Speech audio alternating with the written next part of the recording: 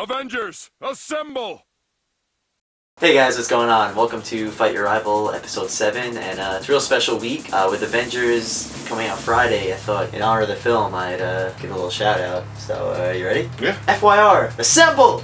Dude, we already assembled. FYR is just us. I thought it'd be cooler than that. It's so cool in movies. It was pretty cool. We're big Marvel Comics fans, and we're really excited for Friday. And obviously, there's a fighting game show, and Marvel Comics have a very rich history with the world of fighting games. So for those of you that don't know, a little rundown, a little history lesson of Marvel and Capcom working together. A lot of you guys might be playing Ultimate Marvel vs. Capcom 3 right now. It might be your first Marvel game. The series technically started way back in the mid-90s with X-Men Children of the Atom. That was Capcom's first fighting game using Marvel characters, and it was kind of the first game that allowed for like super jumping and just those ridiculous hyper combos. People broke the game wide open with infinites and all that, so I think it laid a real solid foundation. So right after X-Men Children of the Atom, X-Men vs. Street Fighter came out. It's the granddaddy, it's the originator of the Versus series. Everything that you played from here on out pretty much came from this game. Just like in X-Men Children of the Atom, the game was broken as hell, and everyone loved breaking it open and seeing what they could figure out. I just remember the little ass kid version of me losing my mind at that screen of Ryu and Cyclops shaking hands. Like, yeah. Whoa! Now my two childhood heroes. So after X-Men vs. Street Fighter came Marvel Superheroes. It played just like X-Men Children of the Atom, but this time they finally gave us Captain America, Spider-Man. They also brought back Juggernaut and Wolverine from the previous Children of the Atom and the X-Men Versus series. Now, during the time this game came out, the Infinity Gauntlet was going on in the comic book world, and it was a really important story in the Marvel Universe. So they incorporated that into the game, and what you had in the game were Infinity Gems, and each gem would give you specific powers. Dr. Doom also made his first appearance in this game. Thanos was the boss of the game, and if he won, he always had that cool little girl Nebula swinging around his neck. Marvel Superheroes came out, and the Street Fighter characters were loving it. They were grinding out in the arcades. You see Ryu just playing the whole time, and they felt bad. They were like, Capcom, how come we only get to beat up on X-Men characters? How many times can I fight Wolverine and Gambit? So, Capcom finally answered their wishes and made Marvel Superheroes vs. Street Fighter. Same idea, 2-on-2 tag game, much like X-Men vs. Street Fighter, crazy combo potential, still broken as hell, but just super fun, and really laid the foundation for a lot of the games we play, which led to Marvel vs. Capcom. With Marvel vs. Capcom, it was still 2-on-2, but you had assists that would jump in and help you. A lot of Marvel 3 characters had their first appearance in Marvel 1 just as assists. Arthur, Thor, there might be a few others. It really expanded the roster in a subtle way by, your team of 2, but you had your little backup character to come out, throw a punch, throw a hammer, throw a sword, throw a dagger,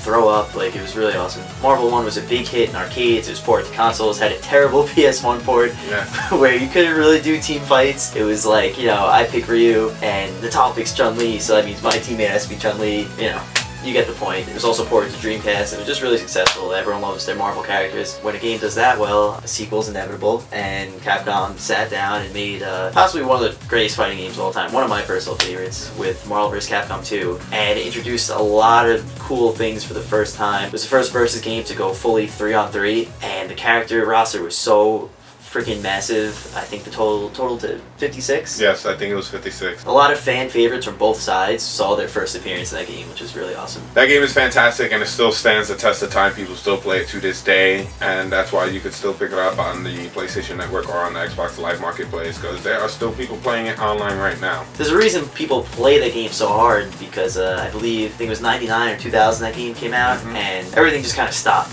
People just grinded out Marvel 2. It was a huge tournament game for basically the 10 years, leading up to what we have now. So things started to finally pick up in 09 when Marvel 2 was released on the marketplace. Having re-released such a big game, people were excited about it again, people are hyped, and I guess Capcom finally worked out what they needed to work out as far as the rights go at Marvel, and in February 2011, we got finally Marvel vs. Capcom 3. And then in November we got Ultimate Marvel vs. Capcom 3. So we waited 10 years, but the payoff is we got 2 games in 1 year. If you want to look at it as a payoff, because we bought the same game twice. Yep. But yeah, Marvel 3 was awesome. It took the same 3-on-3 formula from Marvel 2, changed the control set a bit, simplified it a bit, introduced a lot of cool characters that make sense for right now, Chris from Resident Evil is finally in a fighting game. Thor is finally a real playable character. Dante from Devil May Cry. Yeah, Deadpool, just a lot of just awesome characters people have been waiting for finally arrived. By the fall of 2011, Ultimate Marvel vs. Capcom 3 was out, and that is the game that you Marvel heads all know and love as it is today. And that's where we are today.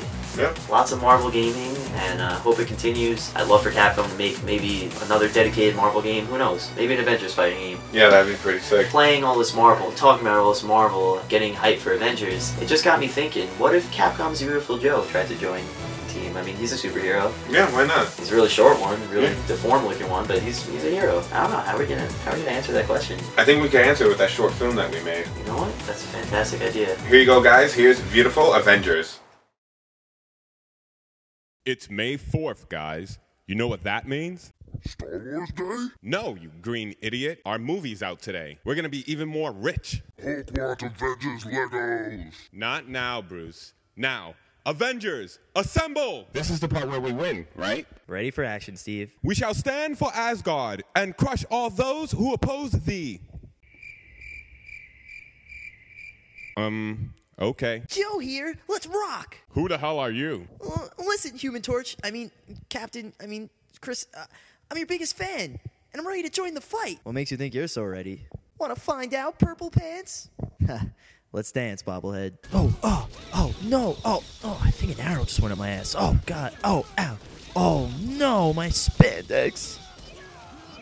I'll take it from here, Clint. Ooh. That dude's a proud American. Only American could punch that hard. Only American could hurt Captain America's face like that. Let's see if he can stop my charging star. Oh, say, can you see Dawn just kicked my ass? What's going on? There goes my metal heart. How Puny Man hurt Hulk. I stand before thee to get my ass kicked. As you can see, your mere powers can't hurt Thor as I continue to speak, even though I am obviously losing this quarrel.